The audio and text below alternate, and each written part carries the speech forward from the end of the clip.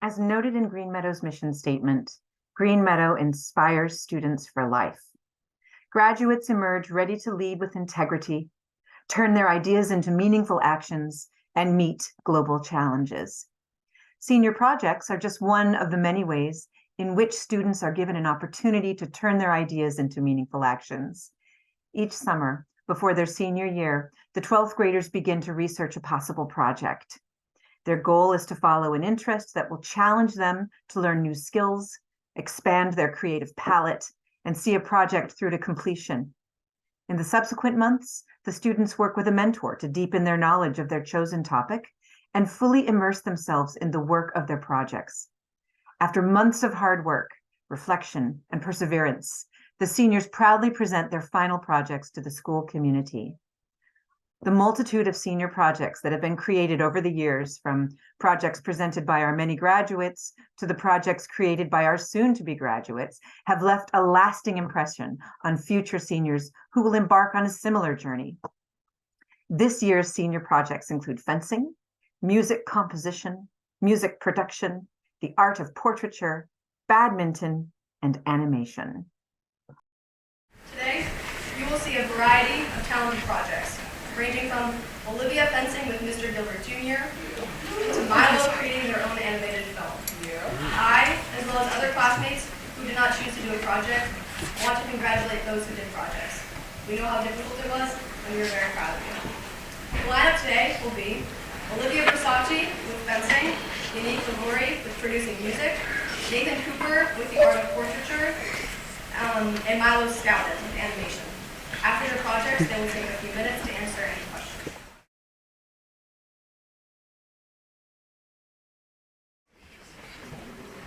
Over the past few months, my senior project was in fencing. This journey to an accomplishing sport all started when I was 8 years old in the JCC. I never fought anyone before, and my mom thought it'd be a good idea, but after a month, I left, and I don't remember why. But I always wondered what it would have been like to keep on fencing and learn all the different techniques I missed out on when I was 8. I started my senior project at a fencing school 2 minutes away from my house. This place was great for a beginner like me, since I felt no competition. There, I learned how to lunge and circle six, and that is most of what I learned when I was there. But after 2 months, the place closed down, and it's now a Taekwondo place. It took a while to find a new school, but after a couple weeks, we found one in Orangeburg. It was inside an abandoned factory and had a very competitive environment. It had posters of Russian Olympiads on the walls to inspire us, and we could do more than 2 moves. There, I learned how to parry and flush, and I used to have to guard with a sword before fencing. My coach, Attila, taught me everything that I need to know about fencing, and he had a fascination with Olympic fencers and the history of the sport. Some historians have dated fencing to have originated 3,000 years ago in Egypt, though as a sport it's been believed to have originated in Italy in the 1800s, spreading throughout Europe and branching into 3 types. Foil, starting in the middle of the 18th century, its sword has a rectangular cross-section, and in foil fencing you're only allowed to hit your torso.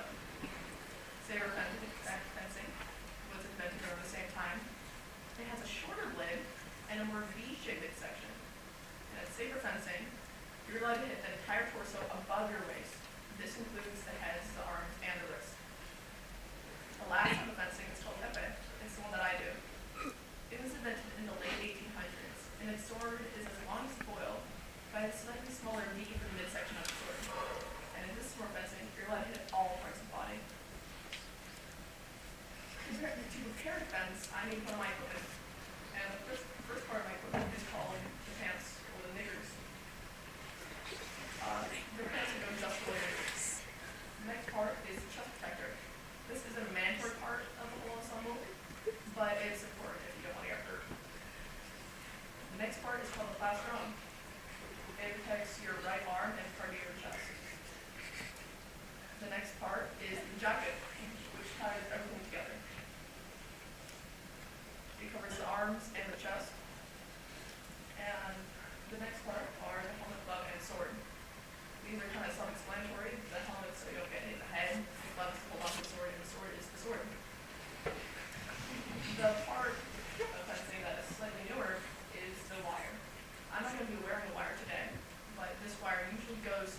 sleeve and out the back of my jacket. This connects to the sword, and the sword has a small button at the tip that tells you once you hit someone. It flashes a little green light if you do, and a red light if you miss. There's also an outlet that hangs from the ceiling of the fencing place that I go to, that connects to it, so I connect to the light, so you know. Now, I will be fencing Mr. Gilbert. In fencing, you need to have the stance, which is right foot facing forward, left foot out, torso out, and that's a bit of a squat. To advance your opponent in fencing, put your right foot forward and left foot follows. To decrease from your opponent, put your left foot back and right foot follows. To semi-increase your opponent, you put your right foot forward again, left foot follows. To semi-decrease from your opponent, you do the opposite. Left foot backwards, right foot backwards again. To lunge to your opponent, put your right foot up and your left foot pushes, hit your opponent. To flush to your opponent, you just run at them. Now, here's some of the moves. The first move that I learned in fencing is the circle six. It's where you move your sword in the shape of a six to hit your opponent. Now, this is it fast. Now, the second move that I learned is the parry game. It's where you move your sword to the side, move it to the side to hit your opponent. This is it fast. Now, the last move that I learned was a four. It's where you bounce the sword to the side, hit them in the shoulder. This is fast. Now, I'm going to be demonstrating a typical fencing match on Mr. Gilbert.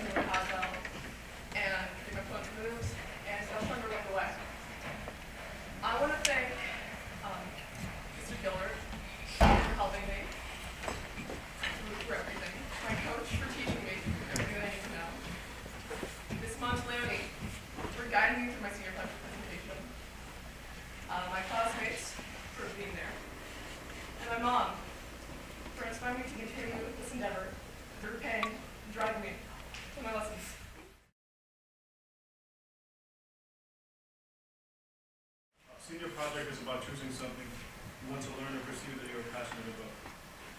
When asked about senior projects, I instantly knew what I wanted to do. I've always loved listening to and making music. And as most of you know, I've been playing the violin for a very long time. This made me want to create music in different ways. When I was in 9th grade, I developed an interest in music production. One thing that struck me was that most producers create different music without the physical tools needed, but digitally with all the tools at a press of a button. I would find myself paying close attention to little voices at the beginning of songs, which are known as the producer tags. I wanted a producer tag for myself. I wanted to create my own music with my own sounds and for the ideas in my head to come to life. So I decided to explore that for myself. I did research on what is used to produce music. I remember listening to the instrumentals of songs nonstop, as well as some movie tracks. I found myself coming home every day, constantly looking at different producers, how their careers flourished, and what they did to get there. So during the summer of my 9th grade year, I started to teach myself how to make beats and produce music. My musical ear and ability to read music really helped me get started with ideas. I started with the basic necessities needed to create beats: studio headphones, a MIDI keyboard, a microphone, and the heart of everything, a DAW, or a digital audio workstation. So I downloaded a software on my computer called FL Studio, where I started to experiment with beats. This software allowed me to create sound at the tip of my fingers, which I thought would be effortless and simple. So of course I was wrong. Creating music was very difficult, especially when you don't know where to start. At first, even trying to lay down a note that sounded good took me what felt like hours. I was frustrated with myself because I just wanted my beats to sound like the artists on the radio. I didn't want to give up because I knew it wouldn't come overnight. So the more I practiced, the easier it was for me to lay down some decent sounding notes. I think by the end of that summer, I was finally able to create a melody I could listen to without making a face. So now I have a basic demonstration of how to lay out a beat. Alright, so this is FL Studio. This is the program I've been using for the past 2 years about. FL Studio is a DAW, which is a digital audio workstation, which is used to create beats. It's used to, for the formatting of the beats and to lay down the notes. So I'm just going to show you guys a quick example, a basic example of how to lay down a beat. So what you always want to start with is your melody. So I just laid down digital piano, and I just laid down some basic notes. So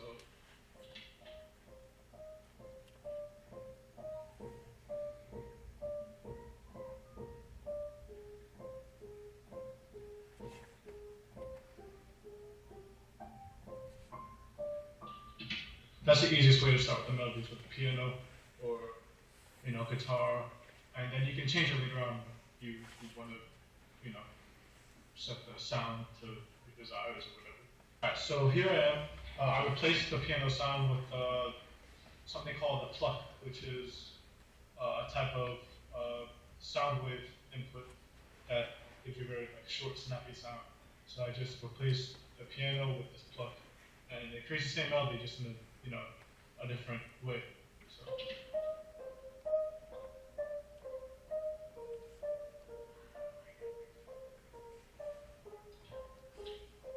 So you got the idea.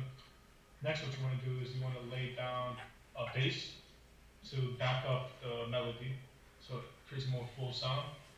So I have my bass, and this is something that will probably complement what I have here, which is like a little pluck sound. So I'm going to lay down the bass and make it more full. Okay, so now that I added the bass to my main melody, let's see what it sounds like.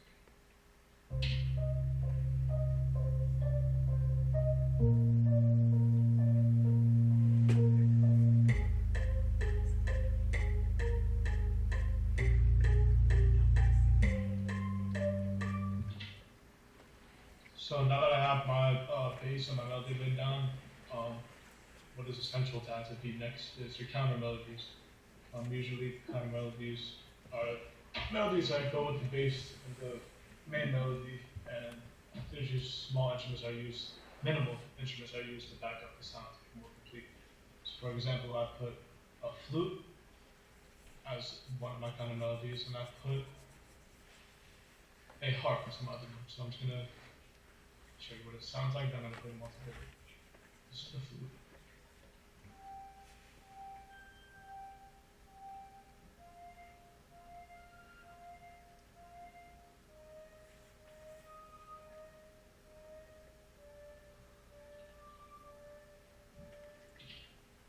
That's the flute, and here is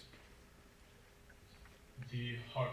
Because, mind you, all this has to be in the same key in order for the beat to sound complete. So this is the harp.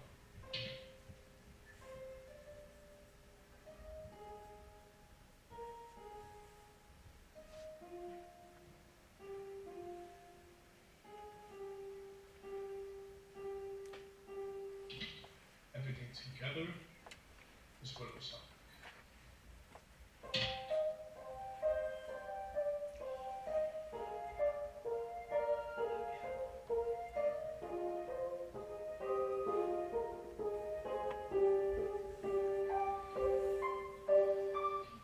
So the last thing you want to add in the beat are the drums, and this is after you add the melody, the bass, and the two kind of melodies you want to add the drums. So it's really only 1, 2, 3, 4, 5 layers to make a complete beat. But this is what the drums sound like.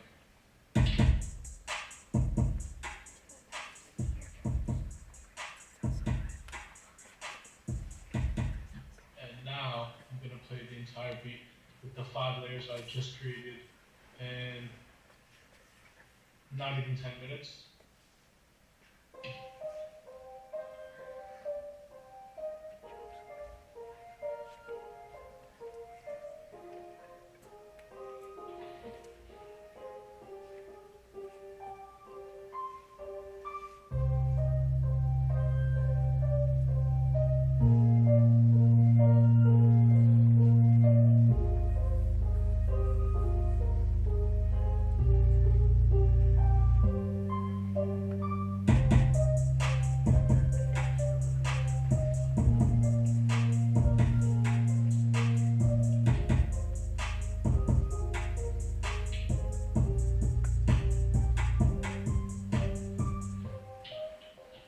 There you have it. That's basically a basic understanding of how to lay down a beat.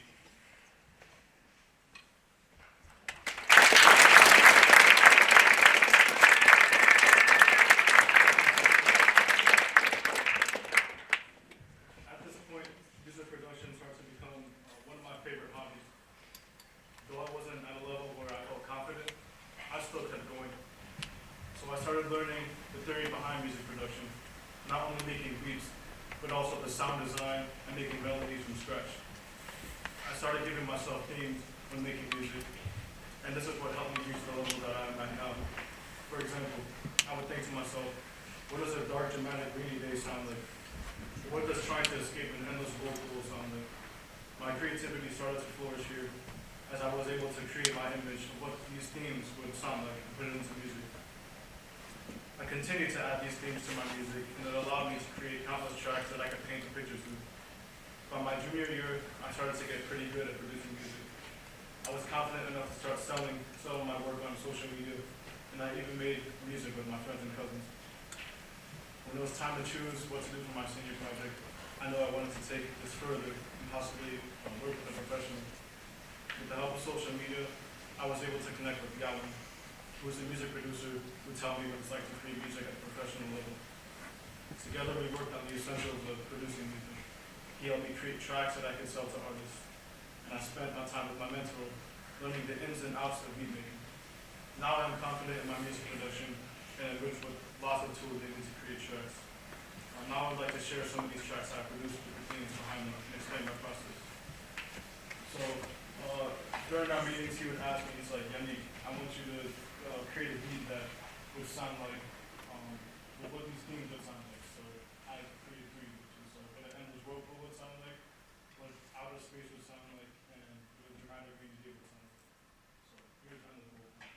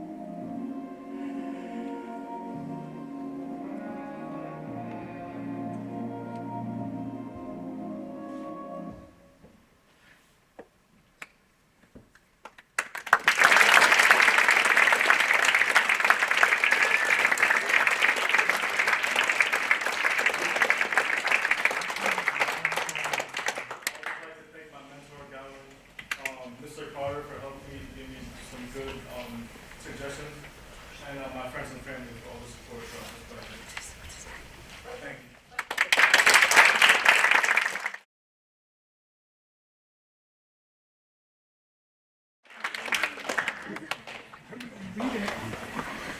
I was thinking about doing my senior project, I knew I wanted something different than what people would expect. People know me as a guy who plays basketball and loves sports, but I didn't want to do something in that realm for this project. I decided I was going to do the art of portraiture. I've enjoyed drawing for a while now, whether that was for school or for fun, and I knew it was something I wanted to pursue.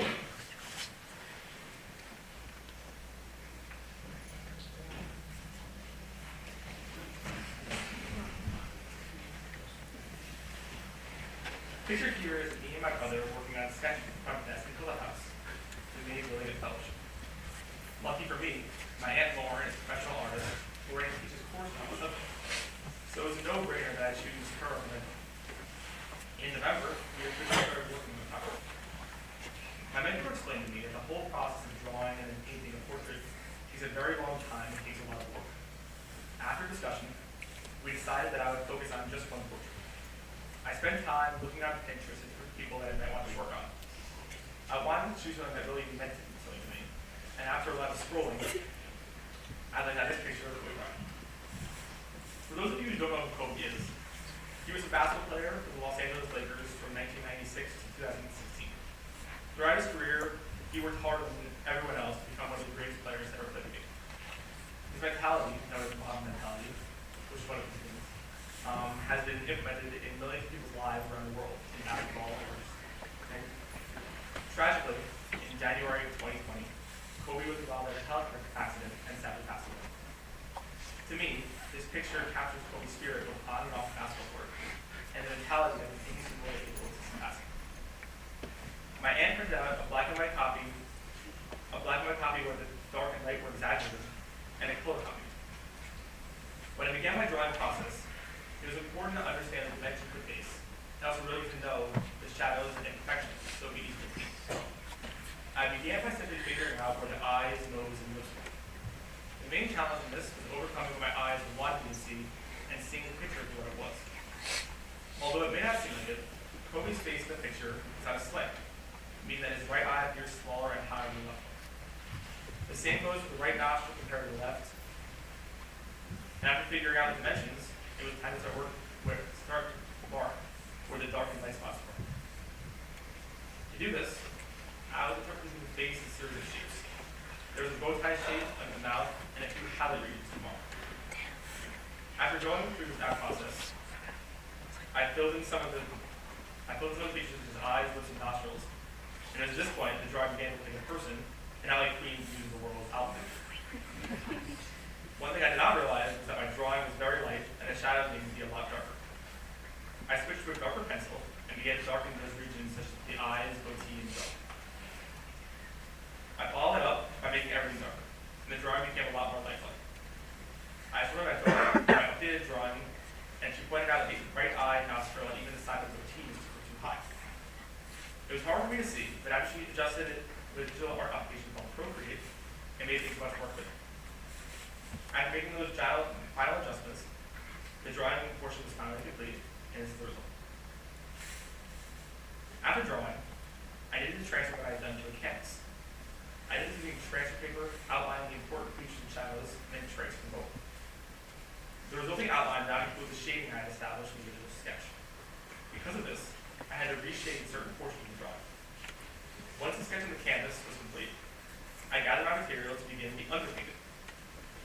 An underpainting is a single colored painting underneath what the final will be, where you establish the shading and shapes.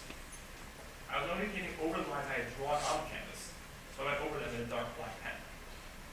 In oil painting, which is the medium I was using for my painting, this is done with burnt umber paint mixed with linseed oil. I painted over the entire canvas in that mixture and made sure it was smooth. I then began using shop towels and paint that was not just linseed oil to create highlights and shadows. Here's a timeline of that process.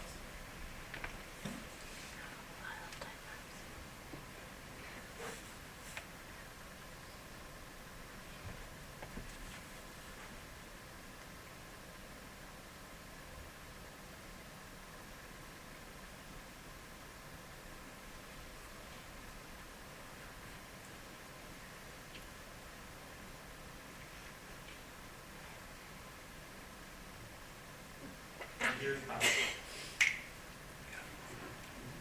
After drying the underspacing, I began the process of mixing colors for my final painting. It was a tedious process where I protected the details. Shades like white had a little bit of blue or red in them, so it was all only adding a little bit and not too much. Once that process was complete, it was time to start my painting. The painting process is slow. Each afternoon phase requires a deep attention. The nose alone should go over an hour to perfect. I continued work on the cheeks and around the eyes. With oil painting, it is important to take your time to make sure that each action is how you want it to be. Things began to take shape, and I saw real progress after a few hours of work. Unfortunately, I think I made pictures of my painting because I would sit down for multiple hours at a time and just focus on the task at hand. I eventually reached a point where I had the entire face, neck, and bosom painted, and all that was left was a black background and these small adjustments. I took my time, making each aspect the best that I could, and without further ado, here's the final result.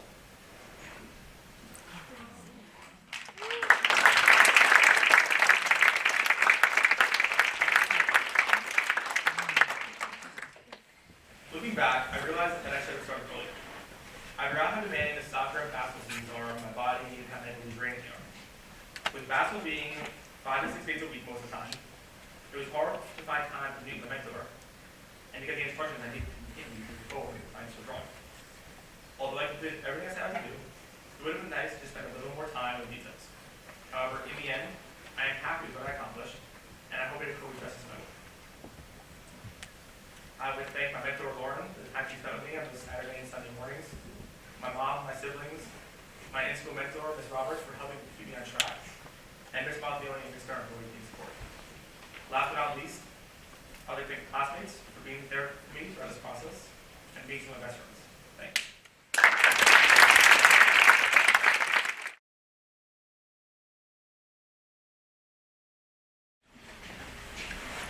Hi everyone. My project is in animation, as you can see, and it's been brewing for the last 6 months. I want to start this presentation off by showing you the final product before I ruin it by taking everyone behind the scenes.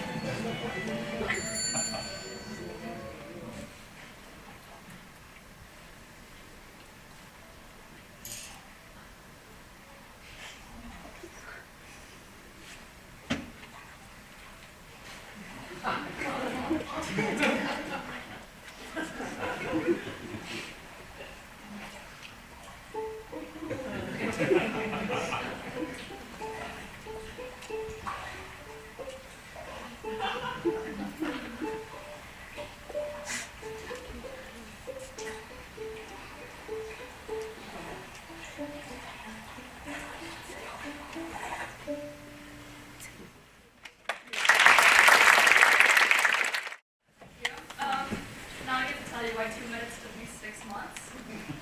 When I first proposed my senior project, I called it an animation project.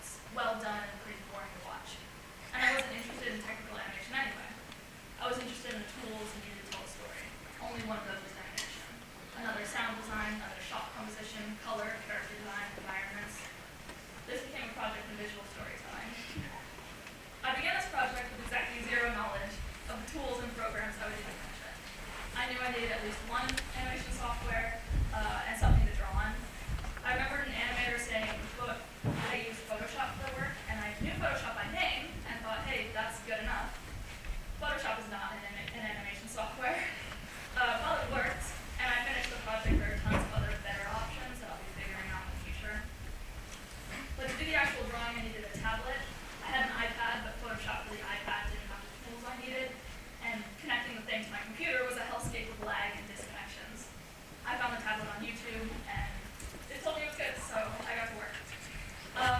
There are so many aspects to an animated film that need to be created. It kind of feels like shooting a movie, except literally nothing exists yet. You have no location, no props, no actors even. Creating every aspect of this little world is pretty eye-opening. I know, of course, that animated films are huge undertakings, but how often do you notice the backdrop of a scene or the table the characters are sitting at? I ended up realizing that's kind of the point. For this film to work, I needed to put enough work into every supporting part of it to keep you from noticing them.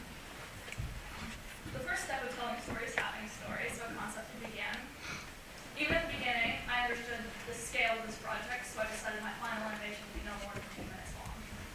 That may seem like an incredibly short amount of time to tell a standalone story, because it is, but if I was going to pull it off in a few months as the sole designer, animator, colorist, editor, etc., it was still super daunting.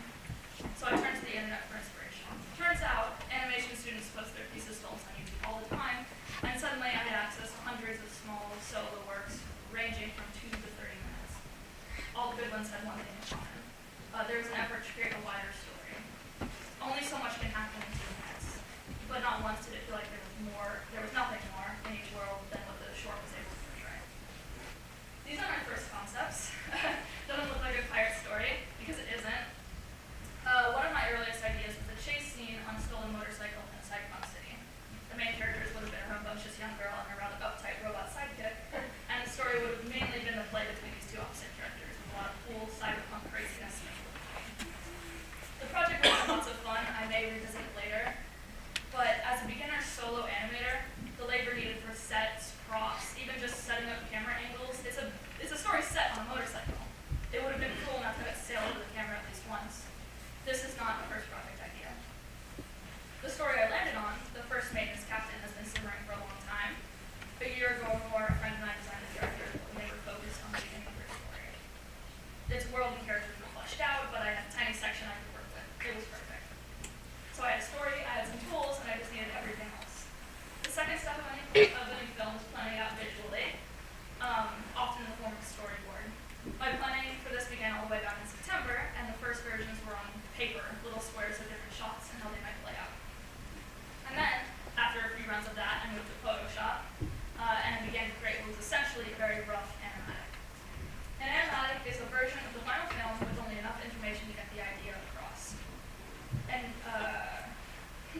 as you can see, there's no flair whatsoever. Almost nothing from these first versions exists in the final film, but what was really good was the visualizing. This stage allows you to see every part of the story and figure out what works and what doesn't before you spend all your time creating it. This need to visualize was constant. It's very hard to create something good that's meant to be watched without watching it run in the process. Not only are there several different early storyboards, but as the project continued and at the suggestion of my mentor, I kept a working version of the short film. The newest version of every shot, background, prop was plugged into this version, so I could make sure everything flowed as it was supposed to. Animating the characters is ultimately what took the most labor out of any step. You may notice this is not typical animation, however. A typical frame rate for animation is 24 frames per second. This is called animating on ones. You can also animate on twos at 12 frames per second, and different projects choose them for different reasons. But in my project, there isn't a single shot that's animated at 12 frames per second, let alone 24. This essentially comes down to time versus effect. I could have sat down and muscled through 1,400 frames it would have taken, but the story didn't require it, and it would have been sacrificing time I could use in every part of the story instead. So, the first step of animating a shot is creating what's called keyframes. These are frames that tell a story. Keyframes. They're in this shot. It's a keyframe, but you'll notice everything's very loose. Later, I would draw with these frames with more detailed characters like this. After keyframing, I would do what's called breakdowns. This is where it starts to get a little technical. Breaking down a shot is drawing poses between keyframes to break down the movement. This stage included anticipation, a slight movement in the opposite direction of the main action, and overshoot, which is exactly what it sounds like, an action overshooting its target and correcting. To make movement that isn't real feel real, animators use anticipation to mimic the wind-up of a real action, and overshoot to help give it a sense of power and weight. There's a lot of reasons breakdown frames are drawn the way they are, but the main idea was clarifying the movement. In many of these shots, the characters' bodies move before their arms and head do. This is accomplished through breakdowns. The last step of animating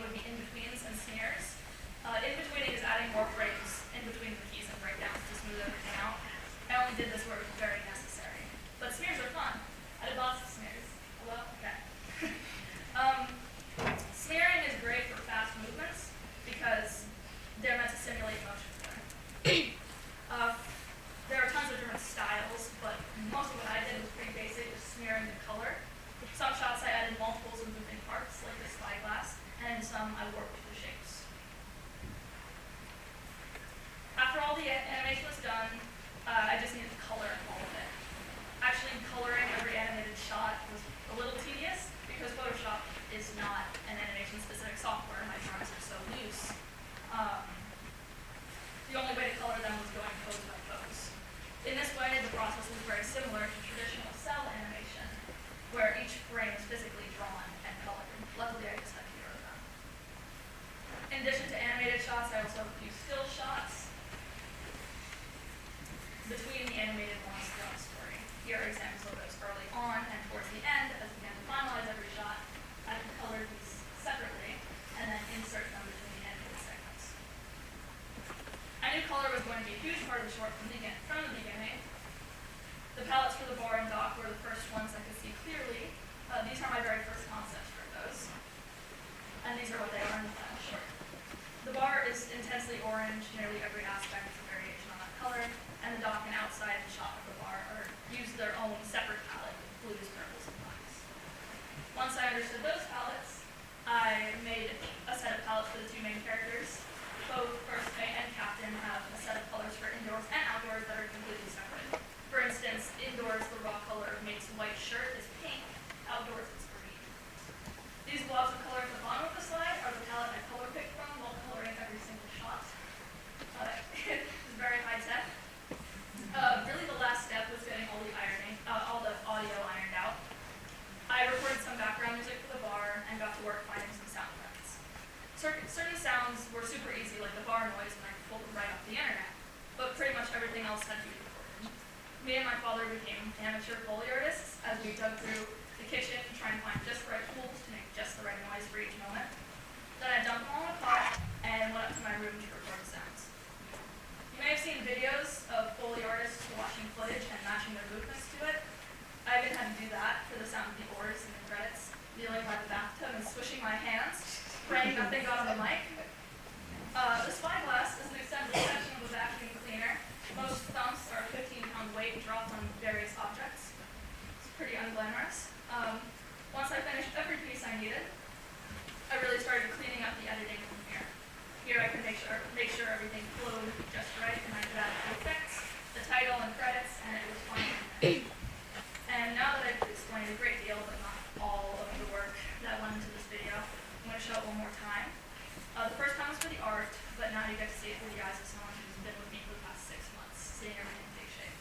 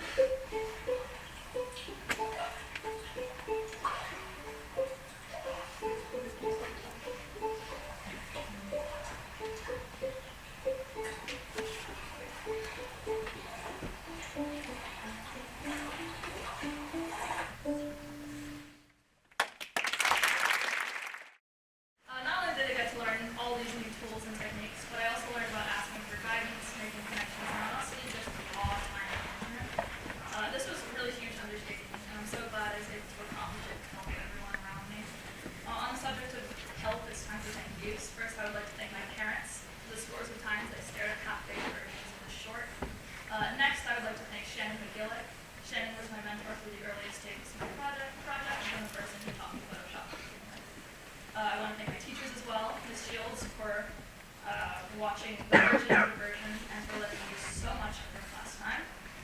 And to all my other teachers whose work I blew off, I'm so sorry. You guys are awesome. Please don't hold that grudge for too long. Thank you to my friends for letting me sensitively go down to about every tiny part of this project, and for always being another set of eyes. And last but not least, thank you to my mentor throughout the middle and end of the project, Scott Carroll, for being so talented in what he does, never hesitating to tell me when something didn't work, and always giving me little windows into the industry. Honestly, I think animation is 10 times cooler now than when I started, which is saying something. So thank you so much for everything